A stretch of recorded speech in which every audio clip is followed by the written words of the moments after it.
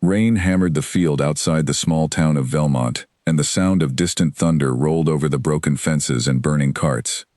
Duke Alaric Vane pressed his hand against the wound in his friend's side, and he felt the warm blood slip between his fingers, no matter how hard he pressed. Edmund Hale's face had gone pale, and his breath came in short, rattling gasps. "Stay with me, Edmund," Alaric said, his voice shaking. "Just stay with me. Help is coming." Edmund's eyes fluttered open, and he tried to smile, though the pain twisted it into a grimace. "Alaric," he whispered, "you were always the strong one, even at school.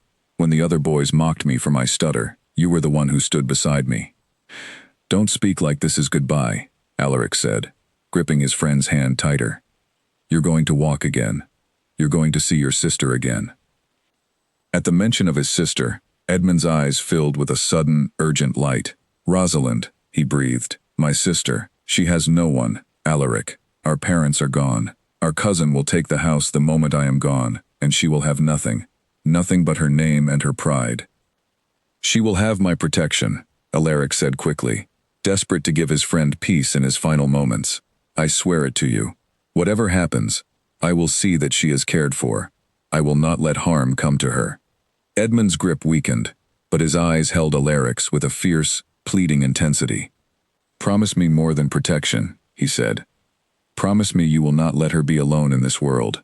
Promise me you will give her a name that no one can take from her. A home. A place where she belongs." Alaric hesitated only for a moment, the weight of the request settling over him like a stone. He had known Edmund since they were boys, running through the halls of Ashcombe School, hiding from tutors and dreaming of grand adventures. He had never imagined that one of those adventures would end this way, in the mud of a foreign field, with his friend's life slipping away in his arms. "I promise," Alaric said, "on my title, on my honor, on everything I hold sacred. I will marry her, if that is what it takes. I will give her my name." A faint, grateful smile crossed Edmund's lips. "Thank you," he murmured. Tell her I was thinking of her. Tell her not to be afraid of the world. Tell her that even when I am gone, she is not alone." Those were the last words Edmund Hale ever spoke. His hand went limp in Alaric's grip, and the light faded slowly from his eyes.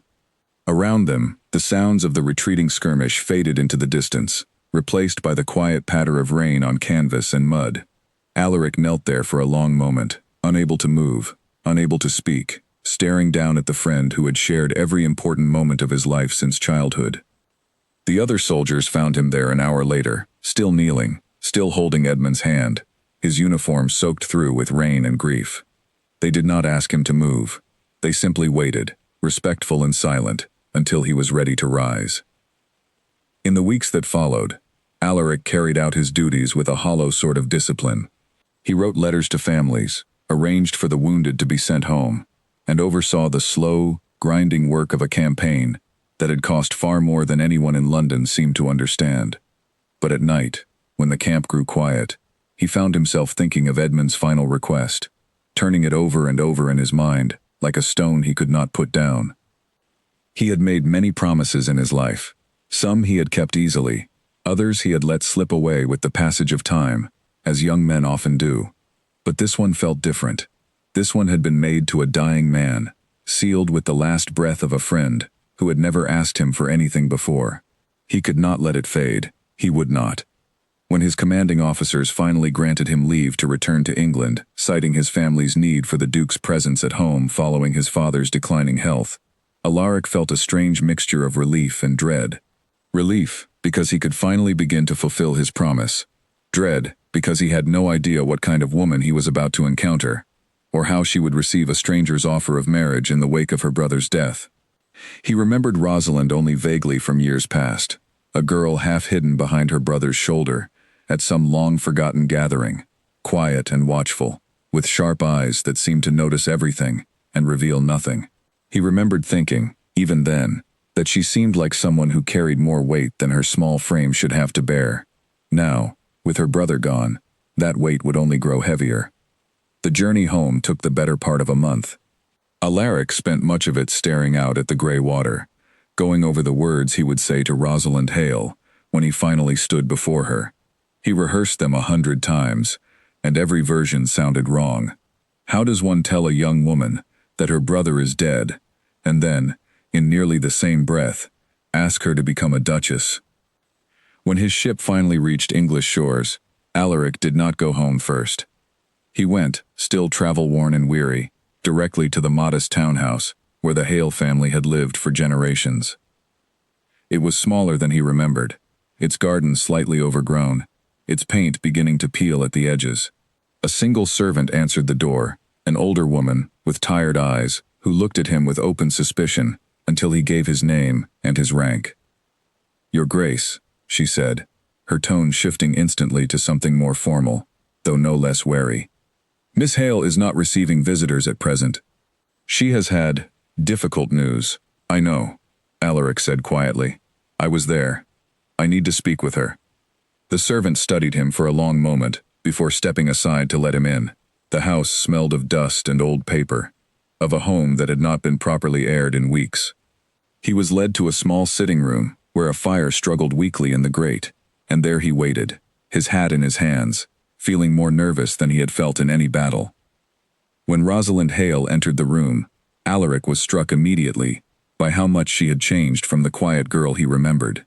Grief had sharpened her features, carved shadows beneath her eyes, but it had not broken her. She stood tall in the doorway, her dark hair pulled back severely, her black mourning dress hanging a little loose on her frame, as though she had not been eating properly.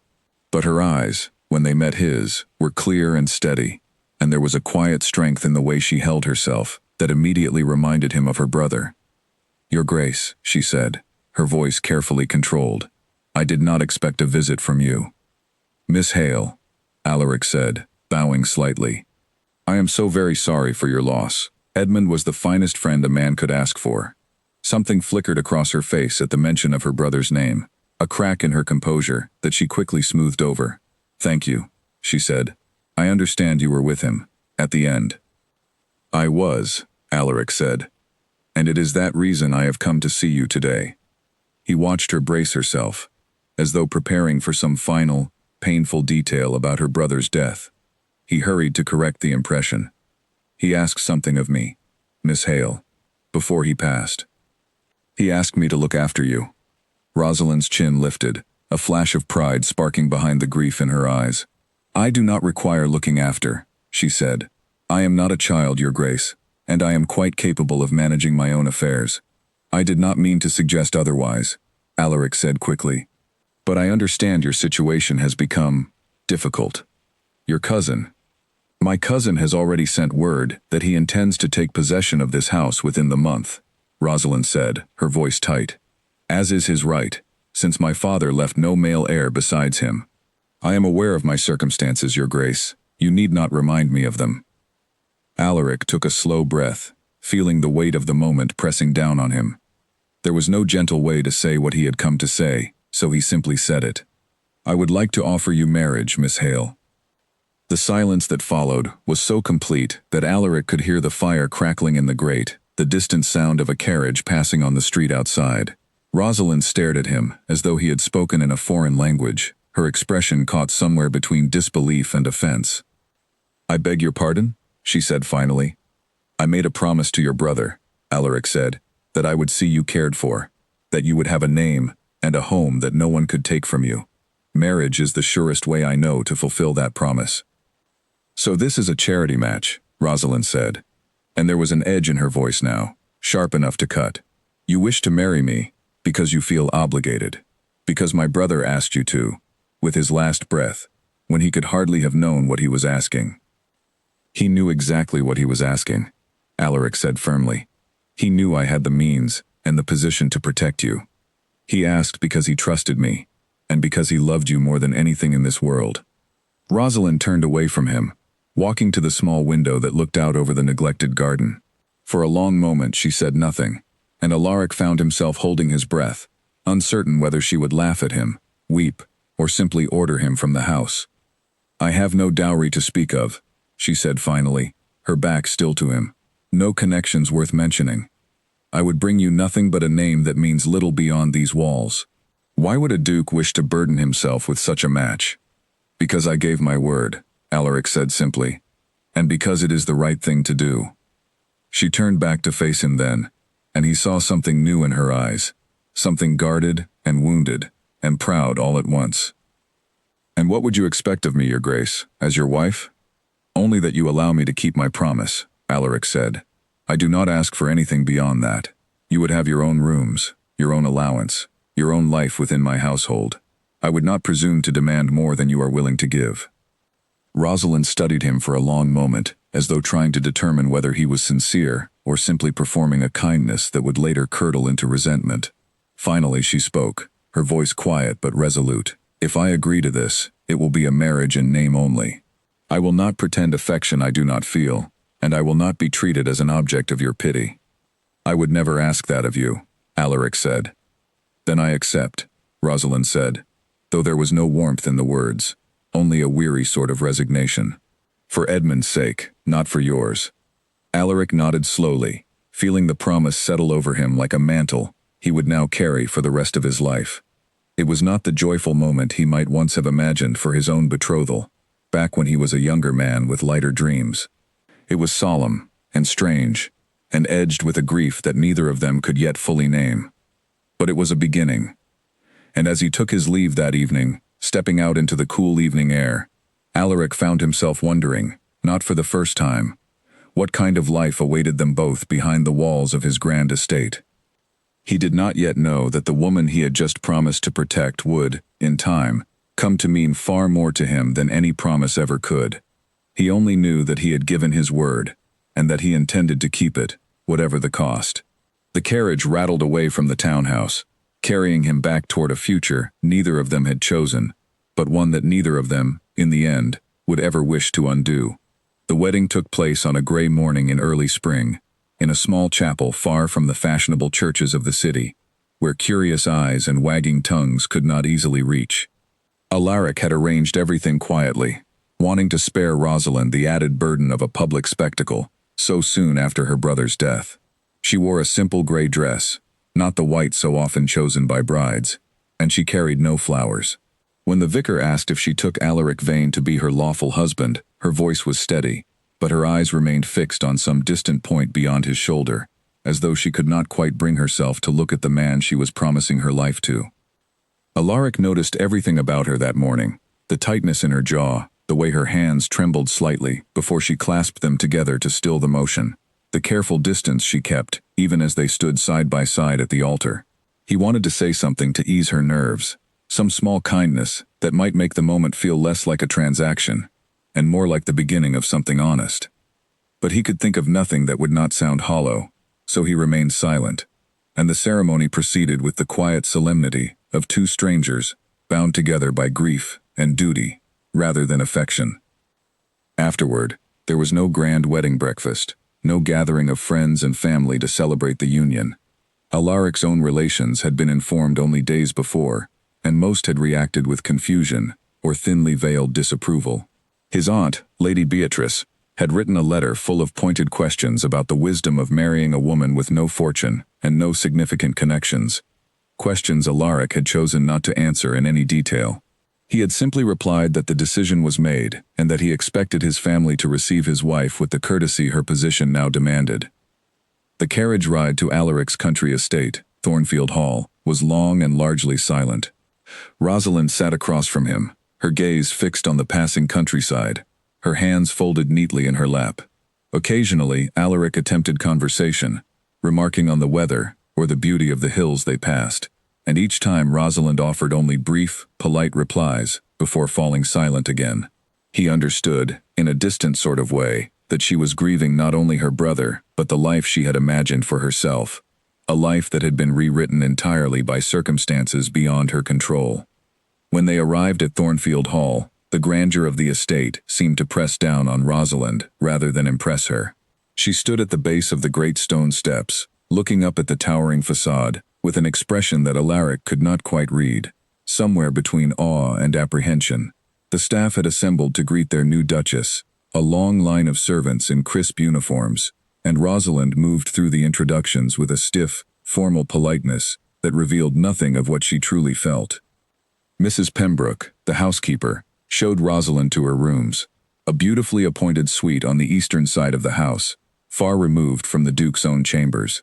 The distance was deliberate, a physical manifestation of the agreement they had made, and Rosalind seemed to notice it immediately, though she said nothing. She simply nodded her thanks and asked to be left alone to rest from the journey. In the days that followed, a careful, wary routine began to establish itself between them. Alaric spent his mornings attending to estate business, meeting with his steward, reviewing accounts, and managing the endless correspondence that came with his title. Rosalind kept largely to herself, exploring the vast house and its grounds with quiet curiosity, though she rarely ventured far from her own rooms unless summoned to dine. Meals were the only time they were required to sit together, and those occasions were often marked by long stretches of silence, broken only by the clink of silverware and the occasional stilted remark about the food or the weather.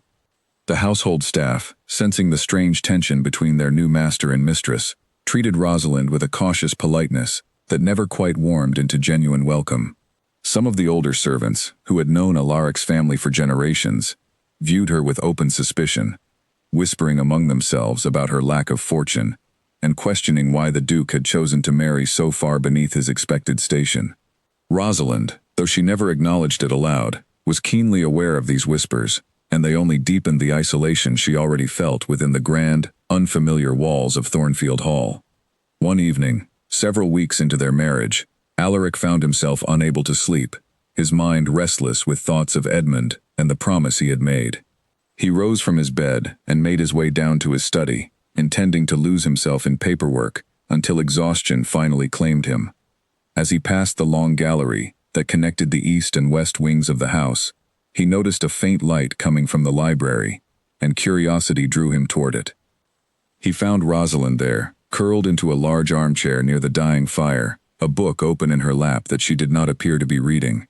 Her eyes were fixed instead on the flames, and there was an expression on her face so raw and unguarded that Alaric felt as though he were intruding on something deeply private. He hesitated in the doorway, uncertain whether to announce himself or quietly withdraw.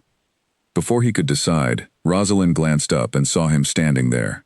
For a moment, neither of them spoke. Then she straightened in her chair, quickly smoothing the vulnerability from her expression, replacing it with the careful composure she wore like armor around him. "I could not sleep," she said, as though she owed him an explanation for simply existing in his library at such an hour. "Nor could I," Alaric admitted, stepping further into the room. "May I join you, or would you prefer to be alone?" Rosalind hesitated, and Alaric half expected her to send him away. Instead, she gestured to the chair across from her, a small, tentative gesture that felt, to Alaric, like an unexpected gift. He settled into the seat, and for a while, neither of them spoke, content to simply sit in the quiet company of the fire. "This was Edmund's favorite room, wasn't it?" Rosalind said eventually, her voice soft. "When we were children, and our families would visit here together. He used to disappear into the library for hours, reading about far-off places he dreamed of visiting." Alaric smiled faintly at the memory. He read everything he could find about the sea. He wanted to sail to places no one in England had ever heard of. He used to say that when he grew old and tired of soldiering, he would buy a ship and disappear over the horizon. "He never told me that," Rosalind said, and there was a quiet ache in her voice. "There is so much I never knew about him, so many conversations we never had." "He spoke of you often," Alaric said gently, "more than you might imagine. He was proud of you, Rosalind. He admired your strength, even when you were young. He used to say you were the braver of the two of you, though he would never admit it to your face." Tears welled in Rosalind's eyes, and for the first time since Alaric had known her, she did not attempt to hide them. She wiped at her face quickly, embarrassed by the display of emotion, but Alaric found himself moved by the sight of it, by the crack finally appearing in the careful composure she had maintained since the day he first told her of her brother's death. "I am sorry," she said. "I did not mean to." "You have nothing to apologize for," Alaric said firmly. "You lost your brother. You are allowed to grieve him, Rosalind. In this house, at least, you need not pretend otherwise." She looked at him then, really looked at him, as though seeing him for the first time, not as the Duke who had rescued her from ruin, but as a man who had also lost someone he loved. You grieve him too, she said quietly. I have seen it in your eyes, even when you try to hide it. Every day, Alaric admitted. He was my closest friend. I still find myself wanting to write him letters, forgetting for a moment that he is gone. They sat together in the firelight for a long while after that, sharing small memories of Edmund, stories neither of them had spoken aloud since his death. It was not a grand turning point, not a sudden transformation of their careful, distant arrangement into something warmer. But it was a beginning, a fragile thread of connection, woven between two people bound together by loss and obligation, who were only just beginning to understand that they might, in time, become something more to one another than strangers sharing a name. When the fire finally burned low, and exhaustion crept over them both, Alaric rose and offered Rosalind his hand to help her from her chair. She hesitated only a moment before accepting it, and the brief warmth of her fingers against his lingered with him long after she had bid him good night and retreated to her own rooms. He stood alone in the library for a while longer, staring into the embers, turning over the strange, unexpected softness of the evening in his mind. He had married her out of duty, out of a promise made to a dying friend. But as he climbed the stairs toward his own cold, empty chambers, he found himself wondering, for the first time, whether duty alone could ever be enough to sustain what they had begun to build between them. Weeks passed at Thornfield Hall, and the careful distance between Alaric and Rosalind began, slowly and almost imperceptibly, to narrow. Their evenings in the library became a quiet habit, unspoken but understood, a small ritual that neither of them acknowledged directly, but both seemed to anticipate. Rosalind still kept much of herself guarded, still flinched slightly whenever the household staff referred to her as Her Grace, as though the title did not yet feel like it belonged to her. But there were moments now, brief and fleeting, when Alaric caught a glimpse of the woman beneath the careful composure, a woman with a sharp wit and a quiet warmth that she rarely allowed others to see. One morning, Alaric rose earlier than usual and made his way toward the eastern gardens, intending to walk off a restless night before his steward arrived to discuss the estate accounts. As he rounded the hedge that separated the formal gardens from the older, wilder section of the grounds, he stopped short at an unexpected sight. Rosalind knelt among a small patch of roses, her sleeves rolled up, her hands stained with soil, carefully clearing away weeds that had grown thick and tangled around the roots. He recognized the section of garden immediately. It had been neglected for years, ever since his mother's passing, a corner of the estate that no one had thought to reclaim. But there was something familiar about the particular arrangement of roses Rosalind was tending, a pattern he could not quite place, until he noticed the small, weathered stone marker half hidden beneath the overgrowth, engraved with a single word, Edmund. He realized then that this was not simply a random patch of garden Rosalind had chosen to tend. It was a memorial, one she must have discovered during her explorations of the estate, planted years ago by his own mother, in memory of a young officer who had once visited Thornfield Hall as a boy, long before either of them had imagined the paths their lives would take. Rosalind did not notice him at first, absorbed as she was in her work, murmuring softly to herself as she cleared away the tangled vines. Alaric stood frozen at the edge of the hedge, unwilling to disturb the quiet intimacy of the moment, watching as she carefully repositioned a fallen stone, brushing the dirt from its surface with a tenderness that made his chest ache. When she finally looked up and saw him standing there, she startled, quickly wiping her hands on her apron, as though caught in some forbidden act. "Your Grace," she said, rising to her feet. "I did not realize anyone else came to this part of the garden."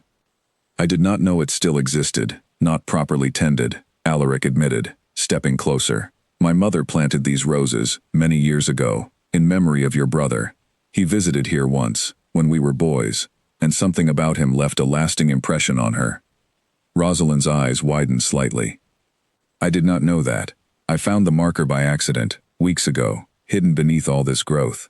I could not bear to leave it in such a state." "You have done a beautiful thing," Alaric said quietly, looking at the small, cleared patch of earth, the roses now visible and vibrant against the dark soil. "Thank you." She looked away, suddenly self-conscious, brushing a strand of hair from her face and leaving a faint smudge of dirt on her cheek. Alaric found himself smiling at the sight, a genuine, unguarded smile that surprised even him with its warmth. "You have dirt on your face," he said gently. Rosalind touched her cheek, missing the mark entirely, and Alaric, without quite thinking, reached out and brushed it away himself, his thumb grazing gently against her skin. The moment stretched between them, charged with something neither of them had words for, until Rosalind stepped back, clearing her throat and gathering her composure once more. "I should return inside," she said. "I have taken up enough of your morning." "You have taken nothing from me that I was not glad to give," Alaric replied, and he meant it more than he expected to. That evening, over dinner, their conversation flowed more easily than it had in weeks. Alaric spoke of his childhood at Thornfield Hall, of adventures with Edmund that Rosalind had never heard, and she, in turn, shared stories of her own childhood, of a mischievous brother who had once convinced her that the old oak tree behind their house was inhabited by a friendly ghost, just to see how long she would believe him. They laughed together, a rare and unexpected sound in the grand dining hall, and for the first time since their wedding, the space between them felt less like an obligation, and more like the beginning of genuine companionship.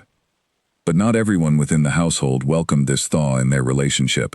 Mrs. Pembroke, the housekeeper, had served the Vane family for over 30 years, and she held strong opinions about the proper order of things, opinions that did not easily accommodate a duchess with no fortune and uncertain connections. She was scrupulously polite to Rosalind's face, but Alaric occasionally overheard whispered conversations among the staff, questioning whether the new duchess truly belonged among them, whether she had somehow schemed her way into her fortunate position. Rosalind, for her part, bore these subtle slights with a quiet dignity that only deepened Alaric's growing respect for her. She never complained, never sought his intervention, choosing instead to win over the household through patience and genuine kindness. She learned the names of every servant, remembered small details about their families, and slowly, gradually, the chill in the household staff's demeanor began to soften, replaced by a grudging, then genuine, respect. Alaric found himself watching her more closely as the weeks passed, noticing things he had not allowed himself to notice before.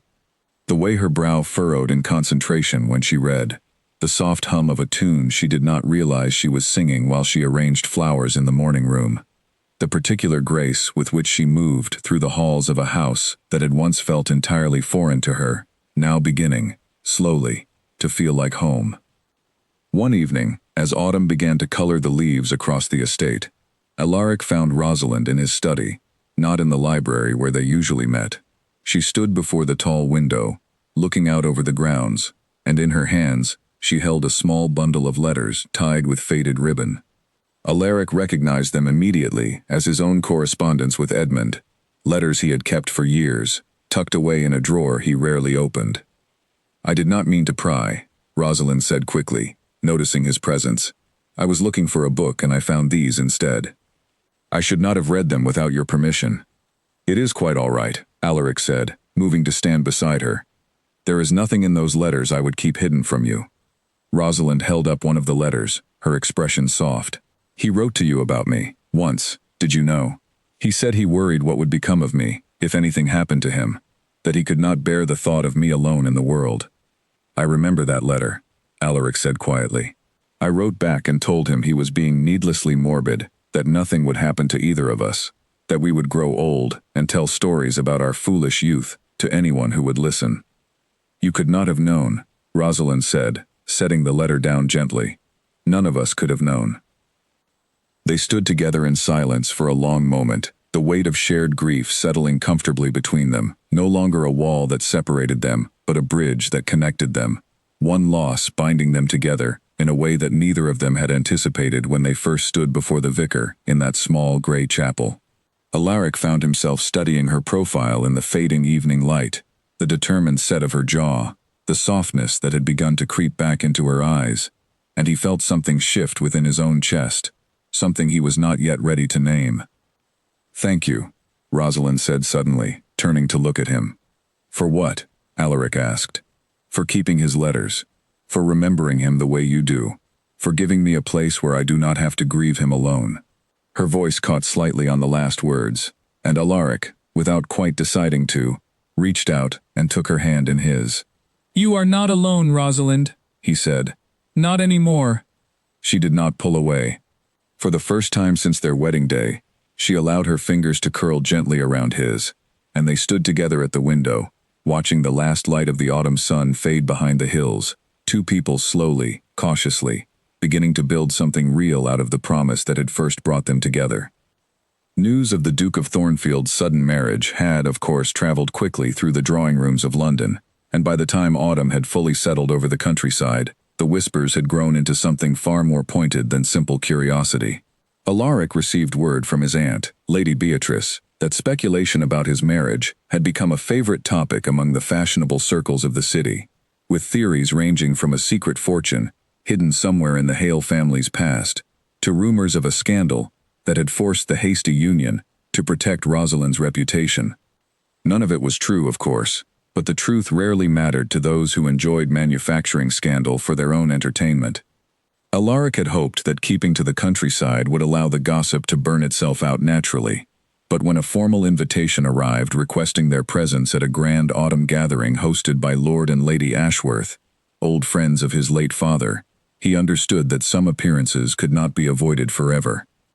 Rosalind's reaction to the invitation was one of quiet apprehension. "I have never attended such a grand affair," she admitted to Alaric over breakfast, turning the invitation over in her hands as though it might reveal some hidden trap. "I fear I shall embarrass you." "You will do no such thing," Alaric said firmly. "You are the Duchess of Thornfield. You need only be yourself." But Rosalind's nerves were not entirely unfounded. The world she was about to enter was one built on careful hierarchies and subtle cruelties, where a misplaced word or an unfashionable gown could become fodder for weeks of ridicule. She spent the days leading up to the gathering, preparing carefully, practicing the intricate steps of dances she had not performed since her come-out years earlier, reviewing the names and titles of the guests she was likely to encounter, determined not to give anyone reason to question whether she belonged among them. The evening of the gathering arrived with a crisp chill in the air, and Alaric watched with quiet pride as Rosalind descended the staircase of Thornfield Hall, dressed in a deep emerald gown that complemented her dark hair beautifully. She looked every inch the Duchess, composed and elegant, though he could see the tension in the careful set of her shoulders, the way her hands gripped her small fan a little too tightly. "You look beautiful," he told her honestly, and he watched a faint blush color her cheeks before she quickly composed herself once more. The Ashworth estate was ablaze with candlelight when their carriage arrived, the grand ballroom already filled with the swirl of silk gowns and the murmur of 100 conversations. Alaric felt Rosalind's hand tighten slightly on his arm as they entered, and he leaned down to murmur reassurance in her ear before they were swept into the crowd of guests, eager to greet the newly married Duke and Duchess of Thornfield. Most of the greetings were polite enough, though Alaric did not miss the calculating glances that swept over Rosalind, the whispered comments exchanged behind fans the moment their backs were turned. Rosalind bore it all with remarkable grace, answering questions about her background with careful, measured responses that revealed little and offended no one, and Alaric found himself increasingly impressed by her composure under such scrutiny. It was during a lull in the evening's festivities that Lady Cassandra Whitmore approached them, a striking woman with golden hair and a smile that never quite reached her eyes. Alaric recognized her immediately, a woman he had once courted briefly in his younger years, before duty and war had called him away from London society entirely. Their brief connection had ended, amicably enough, or so he had believed, though Lady Cassandra's expression as she looked at Rosalind suggested otherwise. "Your Grace," Lady Cassandra said smoothly, addressing Alaric with a familiarity that made Rosalind's posture stiffen, almost imperceptibly. "How wonderful to see you back in society. And this must be your new bride. How very unexpected your choice has been." "Rosalind, may I present Lady Cassandra Whitmore," Alaric said, his tone carefully neutral. "Lady Cassandra, my wife, the Duchess of Thornfield." "A pleasure," Rosalind said politely, though there was a wariness in her eyes that suggested she had already sensed the undercurrent of hostility beneath Lady Cassandra's pleasant smile. "Tell me, Your Grace," Lady Cassandra continued, addressing Rosalind directly now. "How did you and the Duke become acquainted? I do not recall ever hearing your family mentioned in society before your sudden marriage." The question was sharp, deliberately probing, and Alaric felt a flash of protective anger rise in his chest. Before Rosalind could answer, he stepped in smoothly. Rosalind's brother was my closest friend, Lady Cassandra. We have known each other's families for many years, though perhaps not within the circles you frequent. How touching, Lady Cassandra said, though her smile remained thin.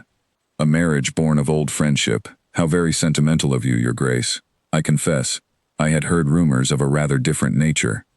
Rumors are rarely worth repeating, Alaric said, his voice cooling noticeably. I would advise against giving them further life. Lady Cassandra's eyes narrowed slightly at the rebuke, but she recovered quickly, offering a shallow curtsy, before excusing herself with a final, appraising glance at Rosalind that left little doubt about her true feelings on the matter. Once she had disappeared into the crowd, Rosalind let out a slow breath, her composure finally cracking just slightly. She does not care for me, Rosalind said quietly. She does not know you, Alaric corrected, and I suspect her feelings have more to do with wounded pride than any genuine concern about our marriage. You were close to her? Rosalind asked, her tone carefully neutral, though Alaric caught the faint edge of something else beneath the question. Briefly, and long ago, before I left for the war, Alaric admitted. It was nothing serious, and it ended without any lasting attachment on either side, or so I believed. Clearly Lady Cassandra remembers our brief courtship rather differently than I do. Rosalind said nothing further on the matter, but Alaric noticed her gaze drift occasionally toward Lady Cassandra throughout the remainder of the evening, a small furrow appearing between her brows each time. He found himself wanting, quite fiercely, to reassure her that there was nothing to fear from Lady Cassandra's lingering resentment, though he could not quite name why her unease bothered him so deeply. As the evening wore on, the gossip continued to swirl in low murmurs throughout the ballroom, and Alaric caught fragments of conversation as they moved through the crowd. Speculation about Rosalind's lack of fortune, questions about whether the marriage had been arranged in haste to cover some scandal, theories about ulterior motives on both sides. He watched Rosalind absorb each barbed comment with quiet dignity, never once allowing her composure to crack in public, though he could see the toll it was taking on her by the tightness around her eyes. When a particularly bold matron finally cornered Rosalind near the refreshment table and began questioning her rather pointedly about her family's finances, Alaric intervened without hesitation, stepping smoothly to his wife's side and steering the conversation toward safer topics, with the practiced ease of a man well accustomed to navigating society's treacherous currents. Rosalind glanced up at him with quiet gratitude, and something passed between them in that look, an unspoken understanding, a recognition that they had, without quite realizing it, become allies in the face of a world eager to judge them both. Later that night, in the quiet of the carriage ride home, Rosalind finally allowed her exhaustion to show, leaning her head back against the cushioned seat with a weary sigh. I do not think I performed very well tonight, she said softly. You performed beautifully, Alaric said, and he meant it entirely. You handled every unkindness with more grace than most women, twice your experience could have managed. They will never accept me, will they? Rosalind said, not quite a question. No matter how well I behave, no matter how carefully I choose my words, I will always be the poor relation who married above her station. Let them think what they wish, Alaric said, his voice firm. Their opinions matter little to me, Rosalind, and they should matter little to you as well. You are my wife. You are the Duchess of Thornfield. That is not a title anyone can take from you, no matter how sharp their tongues may be. Rosalind turned to look at him in the dim light of the carriage, something soft and searching in her expression. You defended me tonight, she said. More than once. Of course I did, Alaric said simply. You are my wife. Because of the promise you made to Edmund, Rosalind said quietly, and there was something in her tone that suggested she was testing the words, searching for some deeper truth beneath them. Alaric hesitated, feeling the weight of her questions settle between them in the darkness of the carriage. At first, yes, he admitted honestly, but tonight, watching them try to wound you, I did not think of Edmund at all. I thought only of you, and how deeply it angered me to see you treated with such casual cruelty. Rosalind said nothing for a long moment, but Alaric saw the faint, surprised softening of her expression in the passing lamplight, and when her hand found his across the carriage seat, Neither of them spoke of it further, content to let the silence carry the weight of a truth that neither was yet ready to name aloud. Despite Alaric's firm words in the carriage that night, the gossip surrounding their marriage did not fade as quickly as either of them had hoped. In the weeks that followed the Ashworth gathering, Lady Cassandra Whitmore proved herself far more persistent than Alaric had anticipated. Word reached Thornfield Hall through various channels: servants who overheard conversations in town, letters from acquaintances who felt obligated to warn the Duke of what was being said about his household, that Lady Cassandra had taken it upon herself to suggest, quite pointedly, that Rosalind's family had somehow orchestrated the entire courtship to trap Alaric into an advantageous marriage during a moment of grief-stricken vulnerability. The rumors grew more elaborate with each retelling, as rumors often do. Some claimed that Rosalind had written to Alaric while he was still at war, filling his head with false promises to secure her own future. Others suggested that Edmund's dying request had never truly happened at all, that Alaric had invented the story to explain away a match that made little practical sense to those who valued fortune and connections above all else. Rosalind bore each new piece of gossip with the same quiet dignity she had shown at the Ashworth ball, but Alaric began to notice small cracks appearing in her composure, moments when he would find her staring blankly at her needlework, or standing motionless at a window, lost in thoughts she did not share with him. "You must not let their words trouble you," Alaric told her one evening, finding her in the library staring at a book she had clearly not been reading. "None of it is true, and anyone with sense will see through such petty malice eventually." "It is not so easy to simply dismiss it," Rosalind admitted, closing the book with a soft sigh. "I have spent my whole life trying to prove that I am more than my circumstances suggest. Now these women whisper that I am nothing but a scheming opportunist, and I cannot even properly defend myself without seeming to confirm their suspicions." "Then let me defend you," Alaric said. "I have already begun making it known, quite clearly, that anyone who continues to spread such falsehoods will find themselves unwelcome at Thornfield Hall, and in my company more broadly. Society tends to reconsider its cruelty when there are real consequences attached to it." Rosalind managed a small, grateful smile, though the worry did not entirely leave her eyes. "You have done so much for me already, Alaric. I do not wish to become a burden that requires constant defending." It was the first time she had used his given name without the formal title attached, and Alaric felt something warm bloom in his chest at the sound of it, so simple, and yet so significant a shift in the careful distance they had maintained since their wedding. "You are not a burden," he said quietly. "You never have been." Despite his reassurances, the situation came to a head during a smaller gathering hosted at Thornfield Hall itself, a modest dinner party Alaric had arranged, in hopes of demonstrating to a select circle of respectable families that his marriage was a genuine and happy union, not the scandal that gossip had painted it to be.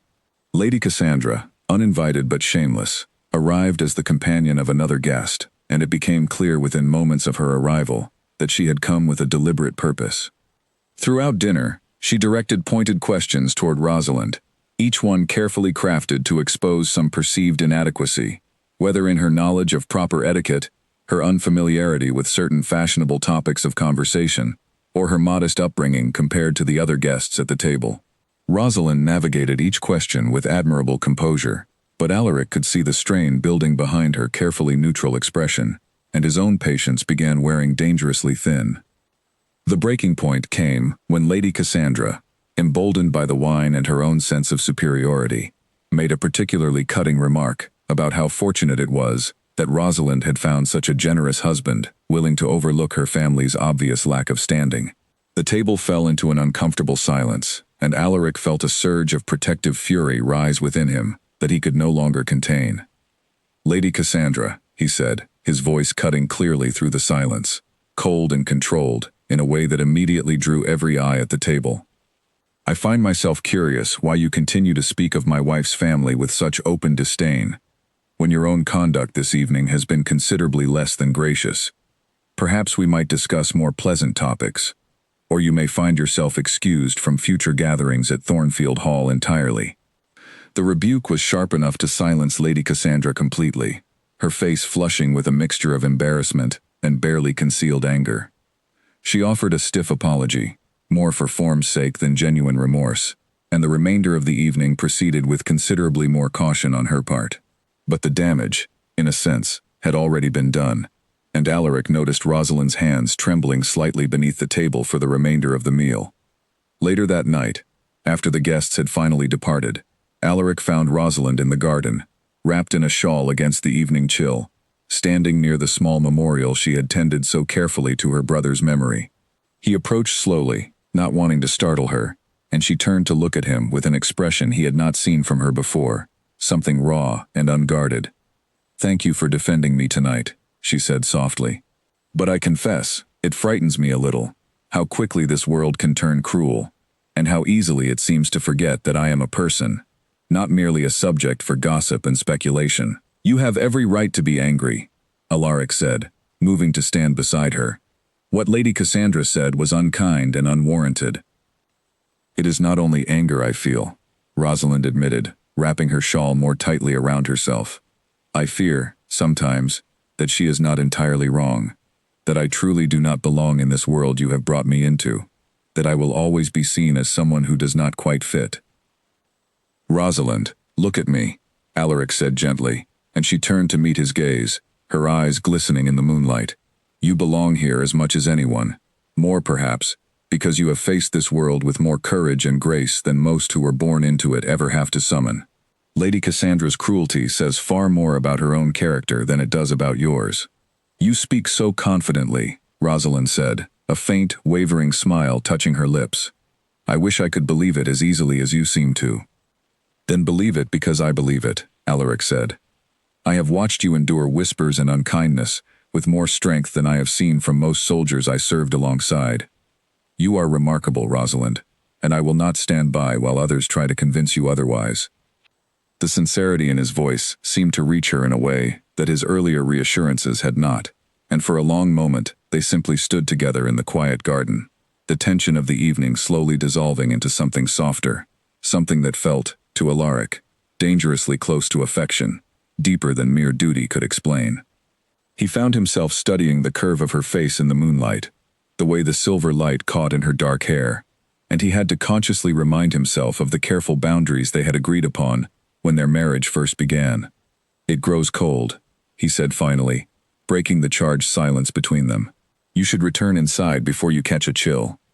Rosalind nodded, though she seemed reluctant to move, and as they walked back toward the house together, she slipped her hand through the crook of his arm, a small, natural gesture that neither of them commented on, though Alaric felt the warmth of it linger long after they had parted ways for the night.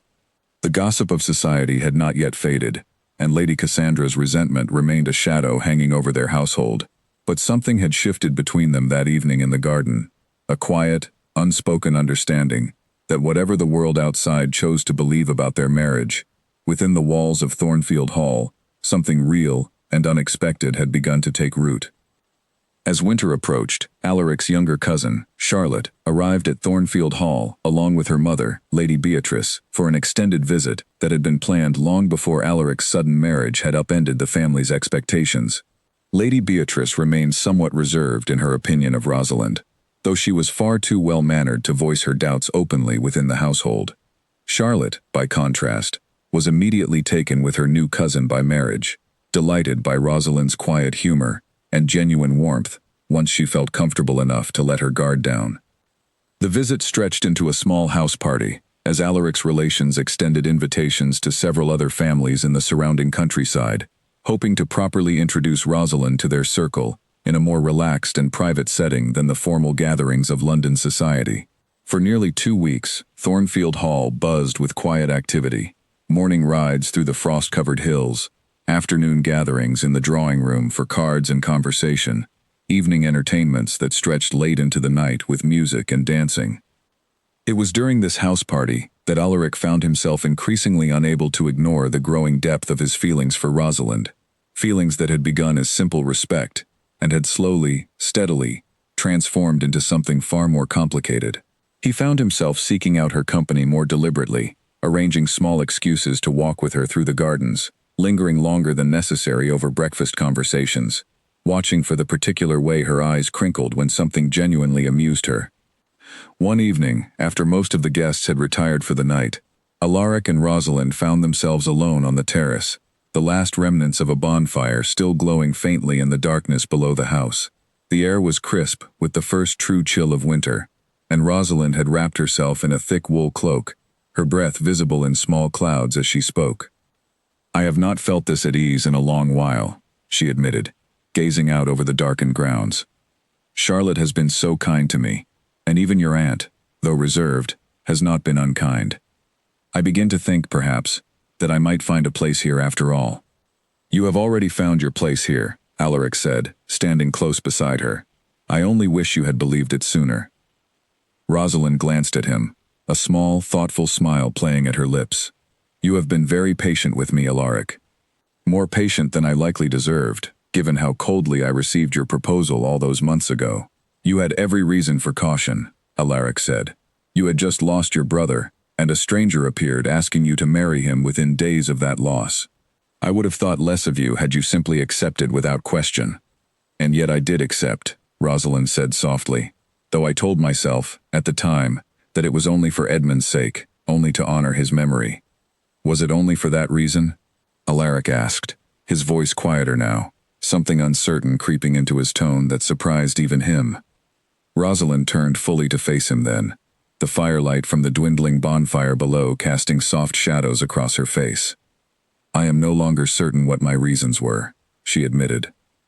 "But I know that whatever drew me to accept your offer then has grown into something I did not expect to feel, something I am not entirely sure how to name."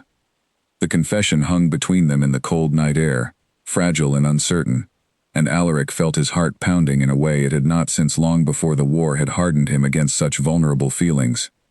Without quite deciding to, he reached out and gently brushed a stray lock of hair from her face, his fingers lingering against her cheek longer than propriety strictly allowed.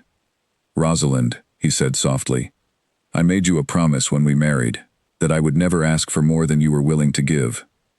I intend to keep that promise, but I would be lying if I said my feelings for you had remained unchanged since that day."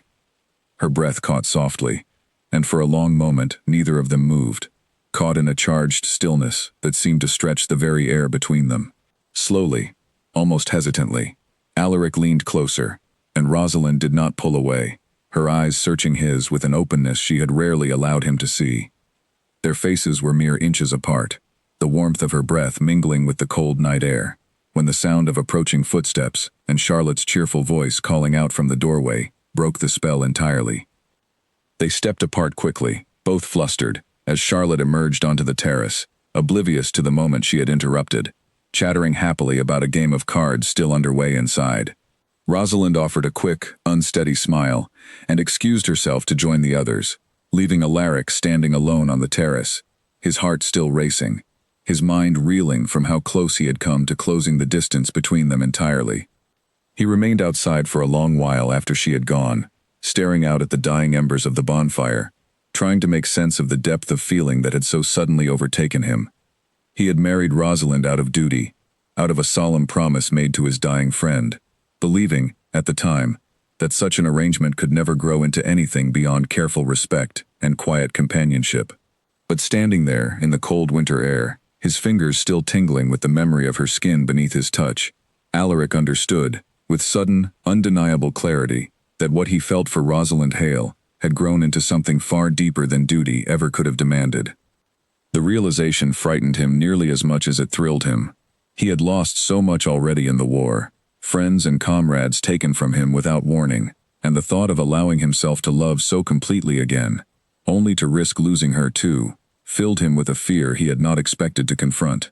And yet, beneath that fear, there was something else entirely, a warmth and hope he had not felt in years, a sense that perhaps, out of all the grief and loss that had brought them together, something genuinely beautiful might still be allowed to grow. Over the following days of the house party, a new awareness settled between them, subtle but unmistakable. Their eyes met more often across crowded rooms, lingering a moment longer than necessary. Their conversations grew softer, more intimate, filled with small confessions and shared laughter that neither of them had permitted themselves before. Even Lady Beatrice, ever perceptive despite her reserved manner, remarked quietly to Charlotte one afternoon that the Duke seemed a changed man since his marriage, lighter somehow, as though a burden he had long carried had finally begun to ease. Rosalind, too, seemed to blossom under the warmth of Alaric's growing attention, her earlier caution slowly giving way to something more open, more trusting. She still carried her grief for Edmund close to her heart, still visited the small memorial in the garden regularly, but there was a new lightness in her step, a genuine happiness that had not been present in the early, careful days of their marriage. Neither of them spoke openly of what had nearly happened on the terrace that night, but the memory of it lingered between them, a quiet promise of something more that neither was yet ready to fully claim, but that both of them, in their own private thoughts, had already begun to hope for. When the house party finally drew to a close, and Lady Beatrice and Charlotte returned to their own estate, Alaric and Rosalind settled back into the quieter rhythms of life at Thornfield Hall, though the atmosphere between them had shifted permanently from the careful distance of their early marriage into something far warmer and more comfortable. They took to walking together each morning through the frost-dusted grounds, and their evenings in the library had become a cherished ritual neither of them wished to abandon, filled now with easy conversation and shared laughter rather than the careful, guarded silences of the past. It was during a rare trip into the nearby town for the local winter assembly, a modest gathering compared to the grand balls of London, but no less significant to the families of the surrounding countryside, that Alaric first felt the sharp, unfamiliar sting of jealousy take hold of him. The assembly hall was warm and crowded, filled with the cheerful bustle of local families eager for an evening of music and dancing, and Rosalind, dressed in a deep blue gown that brought out the warmth in her eyes, drew considerable attention from the moment they arrived. Among the guests was a charming widower named Edward Fairweather, a gentleman of modest but respectable fortune who had recently taken up residence at a nearby estate. He was, by all accounts, a pleasant and well-mannered man, and he made his way toward Rosalind early in the evening with an easy confidence that immediately set Alaric's nerves on edge. Edward requested a dance, and Rosalind, unaware of any reason to refuse, accepted graciously, allowing him to lead her onto the floor as the musicians struck up a lively reel. Alaric found himself watching the pair with far more intensity than the situation warranted, his jaw tightening as he observed the easy smile Edward wore, the attentive way he leaned in to speak with Rosalind between the steps of the dance, the light, comfortable laughter Rosalind offered in response to whatever he was saying. A strange, unfamiliar heat coiled tightly in Alaric's chest, and it took him several long moments to recognize the emotion for what it truly was, a fierce and possessive jealousy that startled him with its intensity.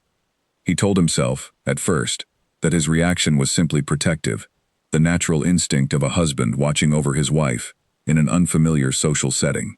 But as the evening progressed, and Edward Fairweather requested a second dance, then lingered near Rosalind during the refreshment interval, engaging her in what appeared to be genuinely pleasant conversation, Alaric found it increasingly difficult to convince himself that his feelings were rooted in anything so simple as protectiveness.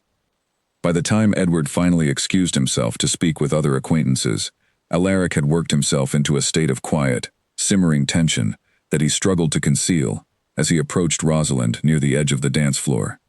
"You seem to enjoy Mr. Fairweather's company," he said, attempting a casual tone that did not quite mask the edge beneath his words. Rosalind glanced up at him, a faint puzzlement crossing her expression at his tone. He was pleasant enough company, rather amusing actually. He told several entertaining stories about his travels through the northern counties. "How fortunate for you," Alaric said, more curtly than he intended, and Rosalind's brow furrowed slightly at his obvious displeasure. "Alaric, is something troubling you?" she asked, studying him with a careful, searching gaze. He hesitated, unwilling to voice the tangled, possessive feelings churning within him, uncertain even how to properly name them himself. "No," he said finally, though the word felt hollow even as he spoke it. "Forgive me, I am simply tired this evening." Rosalind did not appear entirely convinced, but she let the matter rest for the remainder of the assembly, though Alaric noticed her occasionally glancing at him with quiet concern throughout the rest of the evening. Their carriage ride home was quieter than usual, filled with a tension that had not existed between them since the earliest, most uncertain days of their marriage, and Alaric spent the journey staring out the window, wrestling privately with the realization that had crystallized so suddenly and so uncomfortably within him that evening. He was in love with her, Not merely fond of her, not merely respectful of the strength and grace she had shown throughout their difficult beginning, but genuinely, deeply in love with Rosalind Hale, in a way that went far beyond anything the promise he had made to Edmund could account for.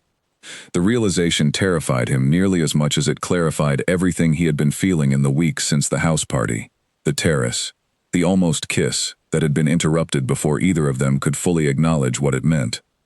That night, long after Rosalind had retired to her own chambers, Alaric remained awake in his study, staring into the dying embers of the fire, turning the realization over in his mind again and again. He thought of Edmund, of the promise he had made at his friend's deathbed, and he wondered, with a pang of guilt that surprised him, whether Edmund would have approved of his sister being loved so completely by the man who had once simply intended to protect her out of duty. He suspected, somehow, that Edmund would have been pleased, would have laughed at the irony of it all, that his careful, dutiful request had blossomed into something far more precious than either of them could have anticipated on that rain-soaked battlefield. But alongside the warmth of that realization came a fear that gripped him just as tightly.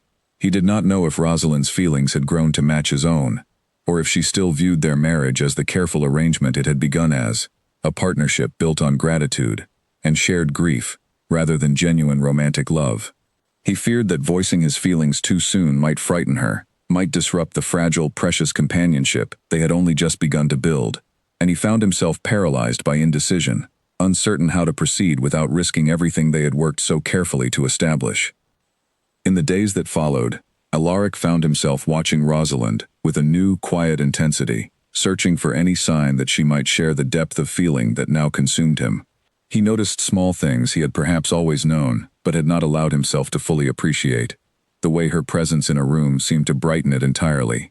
The way his chest tightened with something warm and aching whenever she laughed genuinely at something he said. The way he found himself thinking of her constantly, even during the hours they were apart, attending to the endless demands of managing his estate. He resolved, finally, that he could not continue in silence, that the uncertainty was becoming unbearable, and that Rosalind deserved to know the truth of his feelings, whatever the consequences might be. He began composing the words in his mind, rehearsing them much as he had rehearsed his initial proposal all those months ago, though this time the stakes felt infinitely higher. This time, he was not simply offering protection and a name, but his entire heart, laid bare and vulnerable, with no certainty of how it would be received. He resolved to speak with her that very evening, to finally give voice to the feelings that had grown so overwhelming within him, unaware that fate, in the form of Lady Cassandra Whitmore's lingering resentment, was already conspiring to complicate matters far beyond anything he could have anticipated. Before Alaric could find the right moment to speak with Rosalind that evening, an unexpected visitor arrived at Thornfield Hall, one whose presence would unravel the fragile peace they had so carefully built. Lady Cassandra Whitmore arrived unannounced in the late afternoon, claiming she was passing through the county on her way to visit relations and had simply stopped to pay her respects. Alaric, occupied with estate business at the time of her arrival, was unaware that she had requested to see Rosalind privately, and by the time he learned of the visit, considerable damage had already been done.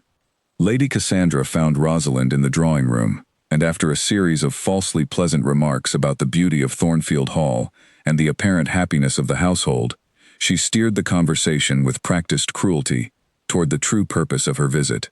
"I confess, Your Grace, I have felt some guilt over my behavior toward you these past months," she said, her tone dripping with false sincerity. "I fear I allowed my own disappointment regarding the Duke to color my treatment of you rather unfairly." Rosalind, caught off guard by the seemingly conciliatory tone, offered a cautious response. "There is no need for apology, Lady Cassandra. I understand that circumstances between us were complicated." "Indeed they were," Lady Cassandra continued, her eyes glinting with something sharp beneath her pleasant expression. "Though I wonder, sometimes, whether you fully understand the circumstances of your own marriage, my dear. It must be rather difficult, knowing that you were never truly chosen, but simply obligated." Rosalind's smile faltered slightly. "I do not follow your meaning." "Come now," Lady Cassandra said, leaning forward, with the air of someone delivering a great kindness rather than a calculated wound. "Surely you know that the Duke had no romantic intentions toward you whatsoever when he proposed." He told me himself, before he left for the continent, that he intended never to marry for anything other than practical necessity. It was only your brother's dying request that forced his hand. I simply thought you deserved to know the truth of it, rather than continue believing in some romantic fiction that never truly existed. The words landed with devastating precision, striking directly at the deepest insecurity Rosalind had carried since the very beginning of their marriage. The fear that she had only ever been a burden dutifully accepted, rather than a woman genuinely wanted. Though Lady Cassandra's account was a twisted, deliberately cruel exaggeration of the truth, wrapped around just enough factual detail to seem credible, Rosalind had no way of knowing which parts were fabricated and which were genuine. "I believe you should leave now, Lady Cassandra," Rosalind said, her voice tight with barely controlled emotion. "Of course," Lady Cassandra said, rising with a satisfied smile that she did not bother to fully conceal. "I only meant to offer you clarity, Your Grace. I thought you deserved to understand your own circumstances clearly, rather than continue in ignorance." After Lady Cassandra departed, Rosalind remained alone in the drawing room for a long while, her mind spinning through every kind word Alaric had offered her over the past months, every gentle touch, every moment that had felt, to her, like the slow blossoming of genuine affection. She thought of the terrace, of how close they had come to a kiss before Charlotte's interruption, and she wondered now, with a growing sense of dread, whether all of it had simply been pity, an elaborate performance of care from a man bound by duty rather than desire. By the time Alaric finished his business for the day and sought her out for their usual evening gathering in the library, he found her rooms empty, and a servant informed him, with visible confusion, that her Grace had requested her dinner be brought to her chambers, and that she wished not to be disturbed for the remainder of the evening. Alaric's earlier resolve to confess his feelings crumbled into confusion and concern, and he made his way immediately to Rosalind's rooms, knocking gently at her door. "Rosalind," he called softly, "may I speak with you?" There was a long pause before her voice answered, carefully controlled but unmistakably strained. "I would prefer to be alone tonight, Alaric." "Has something happened?" he asked, genuine worry creeping into his voice. "Please, let me in. Whatever it is, we can address it together." Another long pause, and then the door opened slowly. Rosalind stood before him, her eyes red-rimmed, though carefully composed, her expression guarded in a way he had not seen since the earliest, most difficult days of their marriage. "Lady Cassandra visited this afternoon," she said flatly. "She was kind enough to remind me of the true nature of our marriage." Alaric felt a cold dread settle in his stomach. "What did she say to you?" "That you never intended to marry for anything beyond obligation. That you told her yourself, before leaving for the war, that you had no interest in romantic attachment. That everything since has simply been duty, performed admirably, but duty nonetheless." "Rosalind, that is not true," Alaric said urgently, stepping closer, though she retreated slightly, putting distance between them. "Is it not?" she asked, her voice trembling now despite her efforts to remain composed. "You did make me a promise to Edmund, Alaric. That much is certainly true. And everything that has happened since, the kindness, the gentleness, the moments that felt like something more, perhaps all of it has simply been you honoring that promise more thoroughly than I ever imagined possible. Perhaps I have been foolish enough to mistake careful duty for genuine feeling." "You have not been foolish," Alaric said firmly, though he could see the wall rebuilding itself around her even as he spoke. The careful distance she had worked so hard to dismantle, now returning with painful speed. "What I feel for you has nothing to do with the promise I made to your brother. It has grown into something entirely separate, something real." "How am I to know the difference?" Rosalind asked, her voice breaking slightly. "How am I to know whether your kindness comes from genuine affection, or simply from a man determined to fulfill his word, regardless of what it costs him personally? I do not wish to be someone's obligation dressed up as love, Alaric. I have spent my whole life feeling like a burden others were required to bear. I cannot continue living inside a marriage built on the same foundation." "Then let me prove it to you," Alaric said desperately. "Let me show you that what I feel is real." "I need time," Rosalind said, stepping back further, putting the closing door between them. "Please, Alaric, I need time to think." The door closed softly, and Alaric stood alone in the corridor, his heart aching with a desperate frustration he had rarely felt in his life. He understood, in a distant, rational part of his mind, why Lady Cassandra's words had struck such a devastating blow, why Rosalind's deepest fears about her own worth had made her so vulnerable to such a calculated cruelty. But understanding the wound did not make it any easier to bear. Watching the fragile trust they had built together threatened to collapse entirely under the weight of someone else's bitter resentment. He resolved, standing there in the quiet corridor, that he would not simply wait passively for time to heal what Lady Cassandra had so deliberately broken. He would find a way to prove to Rosalind, beyond any doubt, that his heart belonged to her freely and completely, not as a burden dutifully carried, but as a gift he wished, more than anything, for her to accept. In the days that followed Lady Cassandra's visit, a heavy silence settled over Thornfield Hall. Rosalind kept largely to herself, taking her meals alone and avoiding the library where they had once shared so many quiet, comfortable evenings together. Alaric gave her the space she had requested, though every hour of distance felt like a small torment, a constant reminder of how close they had come to something beautiful before it had been so cruelly interrupted. He spent those difficult days thinking carefully, not about grand gestures or elaborate declarations, but about how he might prove, through genuine action rather than mere words, that his feelings for her were true.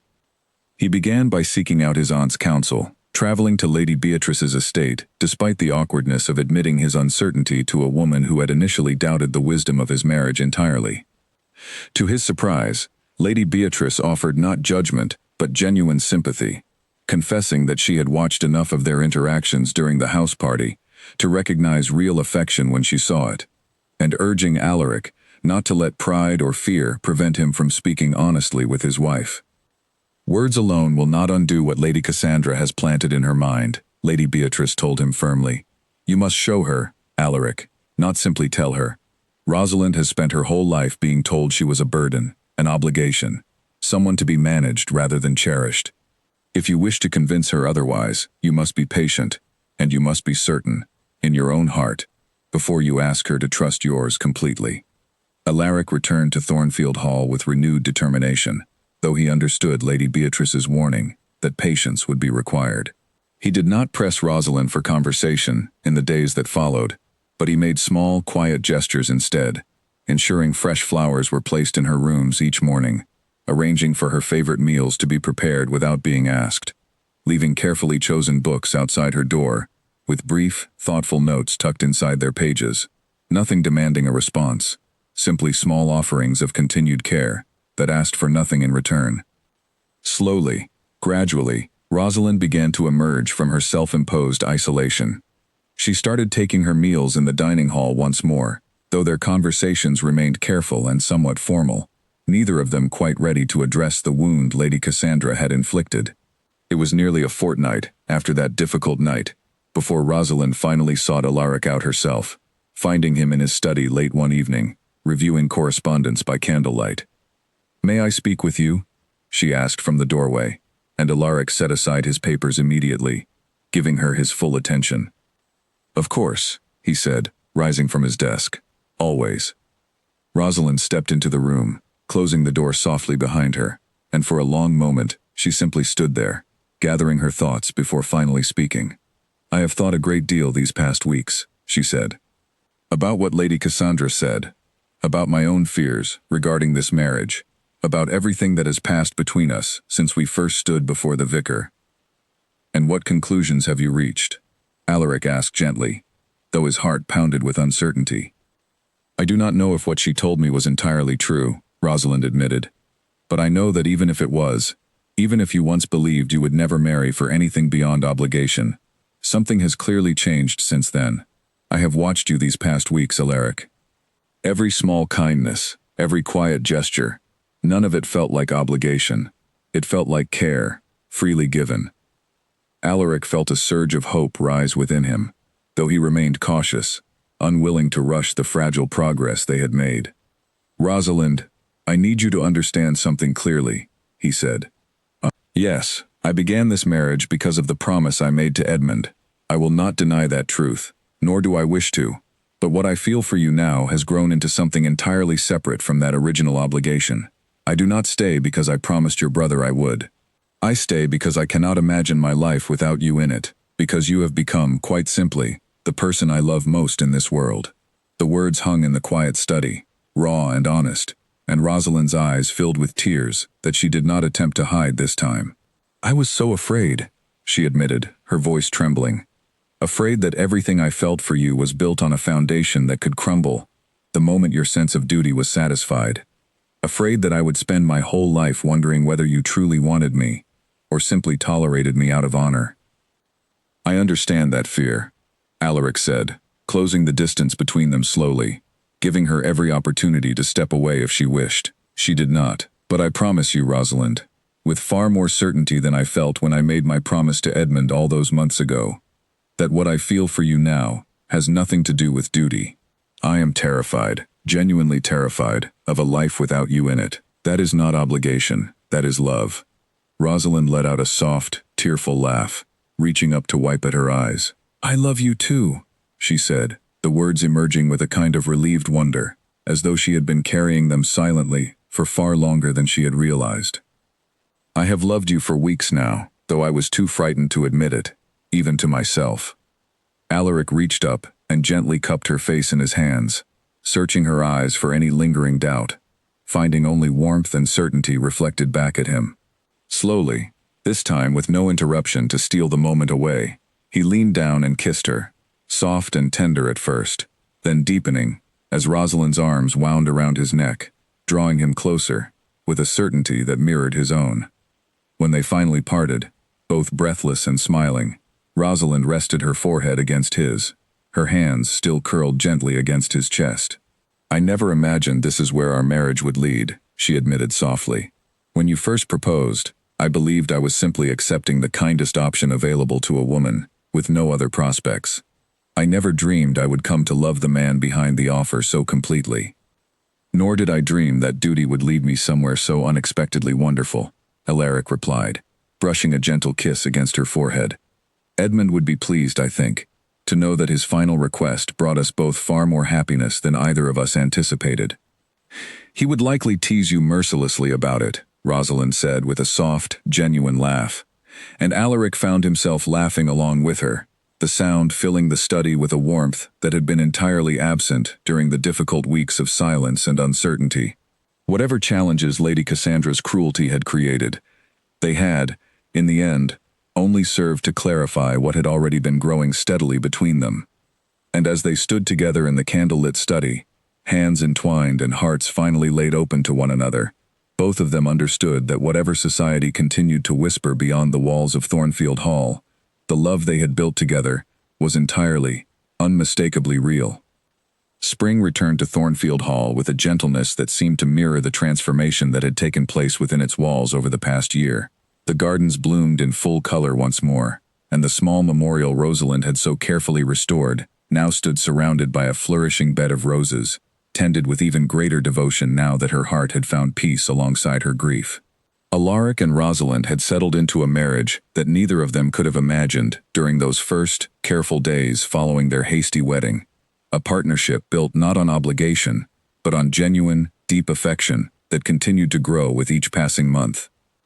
Word of their evident happiness had, in time, begun to reach even the drawing rooms of London, where the earlier rumors and speculation had slowly given way to a grudging acknowledgement that whatever the circumstances of their marriage's beginning, the Duke and Duchess of Thornfield were, by all accounts, genuinely devoted to one another. Lady Cassandra's attempts to sow further discord had found little purchase once it became clear that nothing she said could shake the foundation Alaric and Rosalind had built together. And eventually, her interest in the matter faded entirely, replaced by newer scandals more suited to society's ever-shifting appetite for gossip.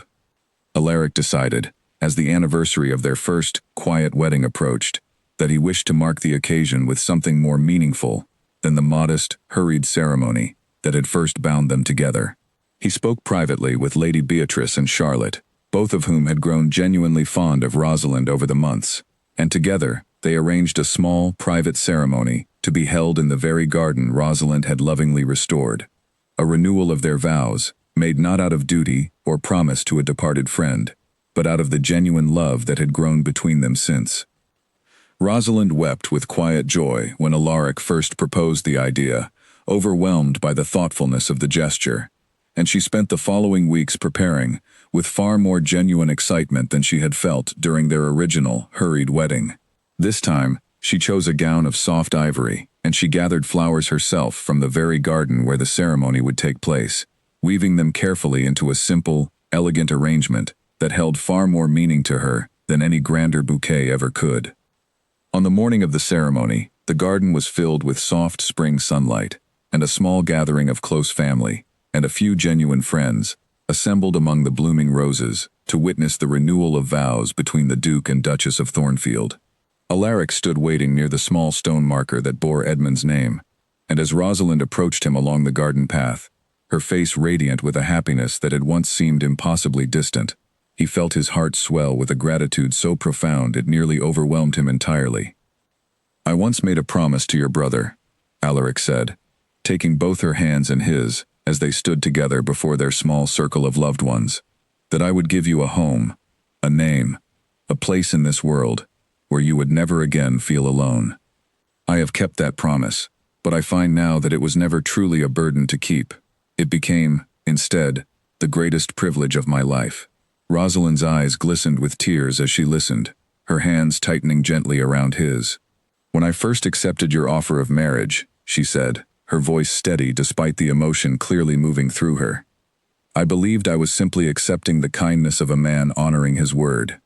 I did not yet know that I was also accepting the love of my life, though it took us both time to recognize it for what it truly was." From his coat pocket, Alaric withdrew a small, worn signet ring, one that Rosalind recognized immediately with a soft, surprised gasp. It had belonged to Edmund, a family heirloom that Alaric had carried with him since the day of his friend's passing, treasured as one of his most precious possessions. "I have carried this with me for a long time," Alaric said, "not as a reminder of duty, but as a reminder of the friend who brought us together, however unexpectedly. I would like you to have it now, not as a burden, but as a tribute to the brother who loved you enough to ensure you would never face this world alone." Rosalind accepted the ring with trembling hands, sliding it gently onto her finger, alongside the wedding band Alaric had given her all those months before. "Thank you," she whispered, "for keeping his memory alive within our home, and for giving me a love I never dared to hope for." The small ceremony concluded with warm applause and genuine tears from those gathered, and the celebration that followed was filled with laughter and joy entirely absent from their first, hurried wedding day. Charlotte danced happily among the garden paths. Lady Beatrice offered a rare, genuine smile of approval, and even the household staff, who had once regarded Rosalind with such wary suspicion, now looked upon their Duchess with open affection and respect, having witnessed firsthand the genuine warmth and kindness she had brought to Thornfield Hall. As the celebration wound down into the soft light of early evening, Alaric and Rosalind found a quiet moment alone, walking together toward the small memorial that had first drawn them closer all those months before. They stood together before Edmund's marker, the roses around it now in full, glorious bloom, and Rosalind rested her head gently against Alaric's shoulder as they looked down at the simple stone that had come to mean so much to both of them. "Thank you, Edmund," Rosalind said softly, her fingers finding Alaric's hand and holding it tightly. "Not simply for the promise you extracted from him at the end, but for the sister you left behind, and for trusting her care to a man capable of loving her so completely." Alaric pressed a gentle kiss to the top of her head, his heart full with a peace he had not known he was capable of feeling again after the losses of war. "He would be proud of you," he said quietly, "proud of the strength you have shown, the grace with which you have faced every hardship, and the love you have given so freely once you allowed yourself to trust it." They stood together in comfortable silence as the sun began its slow descent behind the hills of Thornfield Hall, two people who had come together first through grief and obligation, and who had found, against every expectation, a genuine and lasting love that neither of them would ever wish to undo. The promise made on a rain-soaked battlefield had, in the end, blossomed into something far more beautiful than either the dying soldier who requested it or the grieving friend who accepted it could ever have imagined. A love built not on duty alone, but on the quiet, patient devotion of two hearts that had finally, fully, found their way home to one another.